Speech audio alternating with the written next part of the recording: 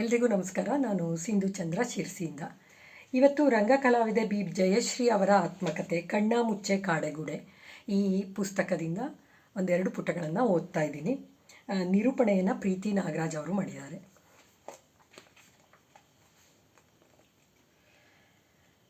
ನನ್ನ ಧ್ವನಿ. ನನ್ನ ಏರು ಕಂಠದ ಗಾಯನವನ್ನು ಮೆಚ್ಚಿಕೊಳ್ಳುವವರಿದ್ದಾರೆ. ಹಾಗೆಯೇ ಯಪ್ಪ ಎಷ್ಟು ಕಿರಿಚಿ ಹಾಡ್ತಾಳೆ ಇವಳು ಎನ್ನುವವರು ಸಹ ಇದ್ದಾರೆ ಎಂಬ ಸತ್ಯ ನನಗೆ ಗೊತ್ತು. ನಾನು ಚಿಕ್ಕ ವಯಸ್ಸಿನಲ್ಲಿ ಆಕಾಶವಾಣಿಗೆ ಆಡಿಷನ್ ಮಾಡಿದ್ದೆ. ನನ್ನ ಧ್ವನಿ ಕೇಳಿದವರು ನನ್ನನ್ನು ನಪಾಸು ಮಾಡಿದರು. ಬಹಳ ಶ್ರಿಲ್ಲಾಗಿ ಹಾಡ್ತಾಳೆ, ಮಾತಾಡಿದರೆ ಒಂಥರ ಧ್ವನಿ ಒಡೆದ ಹಾಗೆ ಕೇಳಿಸುತ್ತೆ ಅಂತ ಹೇಳಿದ್ದರು. ನನಗೇನು ಅದರ ಬಗ್ಗೆ ಬೇಸರ ಇಲ್ಲ. ನನ್ನ ಅಮ್ಮ ಶಾಸ್ತ್ರೀಯ ಸಂಗೀತ ಕಲಿತಿದ್ರು, ಬಹಳ ಚೆನ್ನಾಗಿ ಹಾಡುತ್ತಿದ್ದರು. ನಮಗೆಲ್ಲ ಸಂಗೀತ ಶಾಸ್ತ್ರೋಕ್ತವಾಗಿ ಅಭ್ಯಾಸ ಆಯಿತು.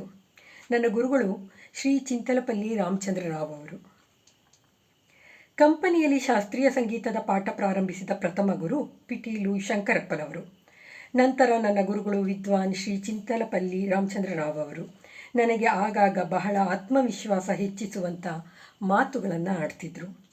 ನೀನು ಸಂಗೀತ ಚೆನ್ನಾಗಿ ಕಲಿ, ನಾನು ನಿನ್ನ ಕರೆದುಕೊಂಡು ಇಡೀ ದೇಶದಲ್ಲೆಲ್ಲ ಸಂಗೀತ ಕಾರ್ಯಕ್ರಮ ಕೊಟ್ಟು ಜಯಬೇರಿ ಹೊಡೆದುಕೊಂಡು ಬರುವೆ ಎನ್ನುತ್ತಿದ್ದರು. ಬೇರೆಯವರ ಹತ್ತಿರ ಮಾತನಾಡುವಾಗ ಈಕೆ ನನ್ನ ಹೆಸರನ್ನು ಊರ್ಜಿತಗೊಳಿಸುತ್ತಾಳೆ. ನನಗೆ ಬಹಳ ನಂಬಿಕೆ ಇದೆ. MS ಸುಬ್ಬುಲಕ್ಷ್ಮಿಯವರನ್ನೂ ಮೀರಿಸುವ ಸಾಮರ್ಥ್ಯ ಇದೆ ಈಕೆಗೆ ಎಂದು ಬಹಳ ಅಭಿಮಾನದಿಂದ ಹೇಳುತ್ತಿದ್ದರು. ನಾನು ದೆಹಲಿಗೆ ಹೊರಟಾಗ ಅವರ ಕಣ್ಣು ಒದ್ದೆಯಾದದ್ದು ನನ್ನ ನೆನಪಲ್ಲಿ ಇನ್ನೂ ಇದೆ.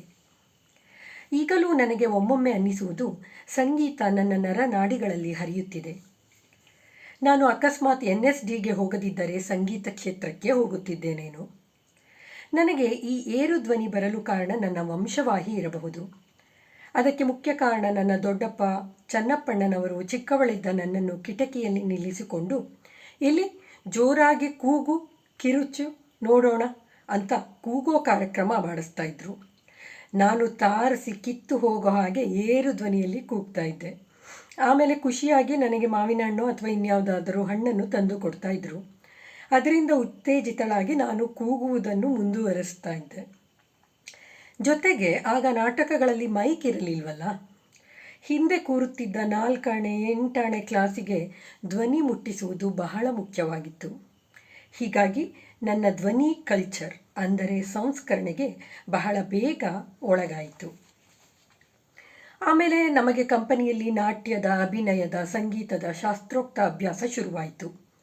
ಯಾವಾಗ ನೋಡಿದರೂ ಎಲ್ಲಿ ನೋಡಿದರೂ ನಾಟಕಕ್ಕೆ ಸಂಬಂಧಪಟ್ಟ ಚರ್ಚೆ, ಅದರ ಸಂಗೀತದ ಗುನುಗು, ಆ ಡೈಲಾಗುಗಳು ಮತ್ತು ಶಿಸ್ತುಬದ್ಧ ರೀಡಿಂಗ್. ಆಗೆಲ್ಲ ಸೋಜಿಗ ಎಂದರೆ ನಾಟಕದಲ್ಲಿ ಹೆಣ್ಣು ಮಕ್ಕಳು ಅಭಿನಯಿಸುವುದು. ಸಮಾಜದ ಒಂದು ವರ್ಗಕ್ಕೆ ಅದರ ಬಗ್ಗೆ ಕುತೂಹಲ, ಇನ್ನೊಂದು ವರ್ಗಕ್ಕೆ ನಾಟಕದ ಹೆಂಗಸರು ಅಂದರೆ ಒಂದು ರೀತಿಯ ಅಸಡ್ಡೆ.